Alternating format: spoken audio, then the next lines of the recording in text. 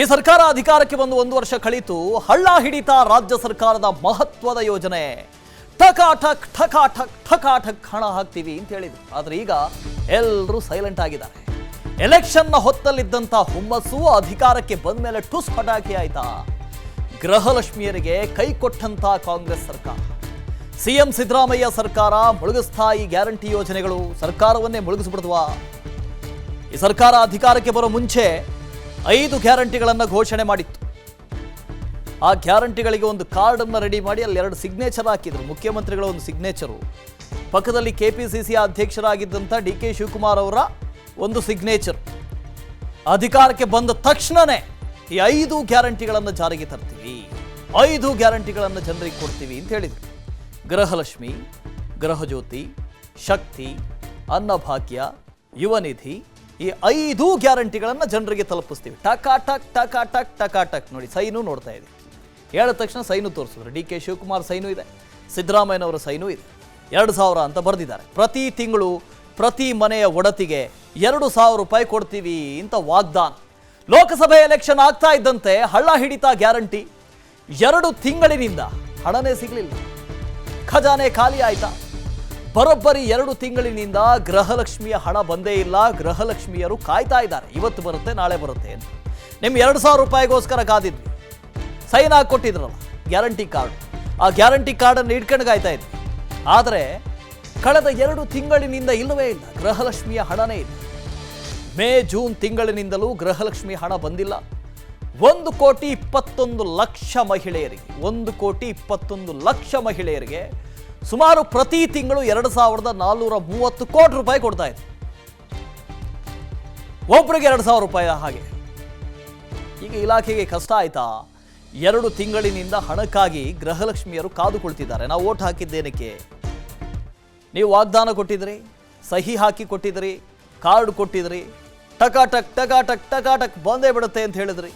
ರಾಹುಲ್ ಗಾಂಧಿಯವರು ಅದನ್ನೇ ಹೇಳಿದ್ರು, ಸಿದ್ದರಾಮಯ್ಯನವರು ಅದನ್ನೇ ಹೇಳಿದ್ರು, ಖರ್ಗೆ ಅವರು ಅದನ್ನೇ ಹೇಳಿದ್ರು. ನೋಡಿ, ಲಾಂಚ್ ಕೂಡ ಆಗಿತ್ತು. ಗೃಹಲಕ್ಷ್ಮಿ ಯೋಜನೆ ಹೆಂಗೆ ಲಾಂಚ್ ಆಗಿತ್ತು ನೋಡಿ. 2,000 ರೂಪಾಯಿ ಕೊಡ್ತೀವಿ ಅಂತ. ಪ್ರಗತಿಯೇ ನಮ್ಮ ಪ್ರಮಾಣ ಅಂತ. ಪ್ರಗತಿಯೇ ನಮ್ಮ ಪ್ರಮಾಣ. 2 ತಿಂಗಳಿಂದ ಈ ಪ್ರಗತಿನೇ ಆಗ್ತಾ ಇಲ್ಲ, ಪ್ರಮಾಣ ಮಾತ್ರ ಇದೆ. ಕಸ ಆಗ್ತಾ ಇದೆಯಾ ಹಾಗಾದ್ರೆ ಸರ್ಕಾರಕ್ಕೆ? ಈ 5 ಗ್ಯಾರಂಟಿಗಳನ್ನು ಘೋಷಣೆ ಮಾಡುವಾಗ ನಾವು ಇದನ್ನೇ ಹೇಳಿದ್ವಿ, ಇದೇ ಮಾತನ್ನು ಹೇಳಿದ್ವಿ. ಅದೇ ರಾಜಕಾರಣಿಗಳು ಏನು ಅನ್ಕೊಂಡ್ರು, ಇವರು ಮಾಧ್ಯಮದವರು ಹಿಂಗೆ ಹೇಳ್ಬಿಟ್ರು, ಅಯ್ಯೋಯ್ಯೋಯ್ಯೋ ಏನು ಇವರು ವಿರೋಧ ಆಗಿರಲಿಲ್ಲ ಸ್ವಾಮಿ, ನೀವು ಕೊಡಿ, ಬಡವರಿಗೆ ಕೊಡಿ, ನಮಗೂ ಖುಷಿನೇ. ಎಲ್ಲಿಂದ ಕೊಡ್ತೀರಿ ಅಂತ ನಾವು ಪ್ರಶ್ನೆ ಮಾಡಿದ್ವಿ. ಆಯಿತು, ಈ ಗ್ಯಾರಂಟಿಗಳಿಗೆ ಹಣ ಹೊಂದಿಸ್ತೀವಿ ಅಂತ ಎಲ್ಲ ತೆರಿಗೆಗಳನ್ನು ಏರಿಕೆ ಮಾಡಾಯಿತು, ಎಲ್ಲ ಆಯಿತು. ಪೆಟ್ರೋಲ್ ಡೀಸೆಲ್ನಿಂದ ಹಿಡ್ಕೊಂಡು, ಹಾಲ್ನಿಂದ ಹಿಡ್ಕೊಂಡು ಎಲ್ಲೆಲ್ಲಿ ತೆರಿಗೆ ಏರಿಕೆ ಮಾಡಬೇಕು ಎಲ್ಲನೂ ಆಯಿತು. ಆ ದುಡ್ಡು ಎಲ್ಲಿ ಹೋಯ್ತು ಹಾಗಾದರೆ? ಯಾಕೆ ಕೊಡ್ತಾ ಇಲ್ಲ?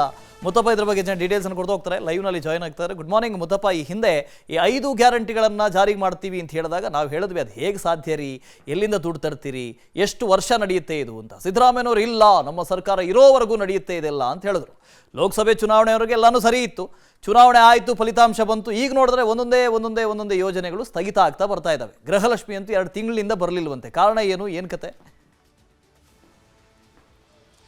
ವಾಸುದೇವ್, ಈ ಕಳೆದ ಜೂನ್ ಮತ್ತು ಈ ತಿಂಗಳ ಜುಲೈ ಜೊತೆಗೆ ಮೇ ತಿಂಗಳ ಗೃಹಲಕ್ಷ್ಮಿ ದುಡ್ಡುಗಳು ಕೂಡ ಕೆಲವೊಂದಿಷ್ಟು ಜನಕ್ಕೆ ಬಂದಿಲ್ಲ ಅನ್ನೋದು ಕೂಡ ಆರೋಪ ಕೇಳಿ ಬರ್ತಾ ಇದೆ. ಇದಕ್ಕೆ ಸಂಬಂಧಪಟ್ಟಂತೆ ಸಂಬಂಧಿಸಿದ ಇಲಾಖೆಗೆ ಕೇಳಿದಾಗ ಜೂನ್ ಮತ್ತು ಜುಲೈದು ಮಾತ್ರ ನಾವು ಹಾಕಿಲ್ಲ, ಅದನ್ನು ಮುಂದಿನ ತಿಂಗಳ ಹಾಕ್ತೀವಿ ಅನ್ನೋದು ಮಾತನ್ನು ಕೂಡ ಹೇಳ್ತಿದ್ದೆ. ಆದರೆ ಕೆಲವೊಂದಿಷ್ಟು ಜನರನ್ನು ವಿಚಾರಿಸಿದಾಗ ಮೇ ತಿಂಗಳ ದುಡ್ಡು ಕೂಡ ಬಂದಿಲ್ಲ ಅನ್ನೋ ಒಂದು ಮಾತುಗಳು ಕೂಡ ಕೇಳಿ ಬರ್ತಾ ಇದೆ. ಇದೆಲ್ಲವನ್ನು ನೋಡ್ತಾ ಹೋದರೆ ಎಲ್ಲೋ ಒಂದು ಕಡೆ ಸರ್ಕಾರದ ಈ ಒಂದು ಗೃಹಲಕ್ಷ್ಮಿ ಯೋಜನೆ ಕೈ ಕೊಡ್ತಾ ಇದೆ ಅನ್ನೋದು ಕೂಡ ಸ್ಪಷ್ಟವಾಗಿ ಗೊತ್ತಾಗ್ತಾ ಇದೆ. ಯಾಕಂದರೆ ಪ್ರತಿ ತಿಂಗಳು 1,21,00,000 ಜನ ಗೃಹ ಯಜಮಾನಿಯರಿಗೆ 2,000 ರೂಪಾಯಿ ಹಾಕಬೇಕಾಗತ್ತೆ. ಅದರದ್ದು ಸರಿಸುಮಾರು 2,000 ಕೋಟಿಯಷ್ಟು ರೂಪಾಯಿ ಪ್ರತಿ ತಿಂಗಳು ಬೇಕಾಗುತ್ತೆ.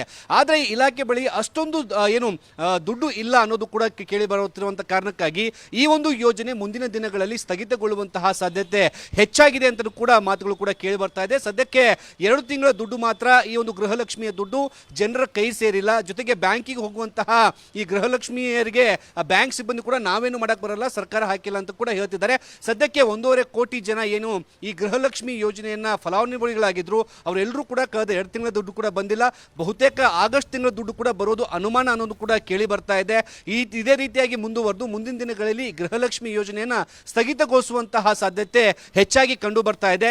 ಸದ್ಯಕ್ಕೆ ಇಲಾಖೆ ಅಧಿಕಾರಿಗಳು ಹೇಳುವ ಹಾಗೆ ಮುಂದಿನ ತಿಂಗಳು ನಾವು ಎಲ್ಲ ಸೇರಿಸಿ ಒಂದೇ ಸತಿ ಹಾಕ್ತೀವಿ ಅಂತ ಹೇಳ್ತಾ ಇದ್ದಾರೆ. ಆದ್ರೆ ಅದು ಅಸಾಧ್ಯ ಅನ್ನೋದು ಕೂಡ ಕೆಲವೊಂದಿಷ್ಟು ತಜ್ಞರು ಹೇಳುವಂತಹ ಮಾತು. ವಾಸುದೇವ್, ಅನುಕ್ಷಣದ ಸುದ್ದಿಗಳಿಗಾಗಿ ವಿಸ್ತಾರ ನ್ಯೂಸ್ ಯೂಟ್ಯೂಬ್ ಚಾನೆಲ್ ಸಬ್ಸ್ಕ್ರೈಬ್ ಮಾಡಿ. ಹೊಸ ಸುದ್ದಿಗಳ ನೋಟಿಫಿಕೇಶನ್ಗಾಗಿ ಬೆಲ್ ಐಕಾನ್ ಕ್ಲಿಕ್ ಮಾಡಿ. ಲೇಟೆಸ್ಟ್ ಅಪ್ಡೇಟ್ಸ್ಗಾಗಿ www.vistaranews.com ವೆಬ್ಸೈಟ್ಗೆ ವಿಸಿಟ್ ಮಾಡಿ. ಅಂಗೈಯಲ್ಲೇ ಜಗತ್ತಿನ ಸುದ್ದಿ ತಿಳಿಯಲು ವಿಸ್ತಾರ ನ್ಯೂಸ್ ಕನ್ನಡ ಆಪ್ ಡೌನ್ಲೋಡ್ ಮಾಡಿ.